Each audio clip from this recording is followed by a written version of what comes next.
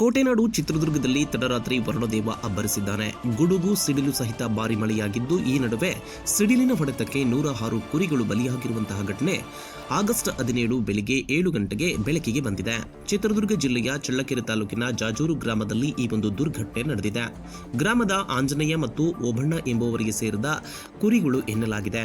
ಕುರಿಹಟ್ಟಿಯಲ್ಲಿ ತಡರಾತ್ರಿ ಮಲಗಿದ್ದ ಸಂದರ್ಭದಲ್ಲಿ ಏಕಾಏಕಿ ಸಿಡಿಲು ಹೊಡೆದು ಸ್ಥಳದಲ್ಲಿ ಕುರಿಗಳು ಸಾವನ್ನಪ್ಪಿದೆ. ಆಂಜನೇಯ ಅವರಿಗೆ ಸೇರಿದಂತಹ 90 ಕುರಿ ಹಾಗೂ ಓಬಣ್ಣ ಎಂಬುವರಿಗೆ ಸೇರಿದ 16 ಕುರಿ, ಒಟ್ಟು 106 ಕುರಿಗಳು ಸಿಡಿಲಿಗೆ ಬಲಿಯಾಗಿದೆ.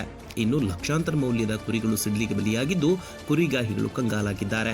ಸ್ಥಳಕ್ಕೆ ಪರಶುರಾಮಪುರ ಪೊಲೀಸರು ಕೂಡ ಭೇಟಿಯನ್ನು ನೀಡಿ ಇದೀಗ ಪರಿಶೀಲನೆಯನ್ನು ಕೂಡ ನಡೆಸಿದ್ದಾರೆ.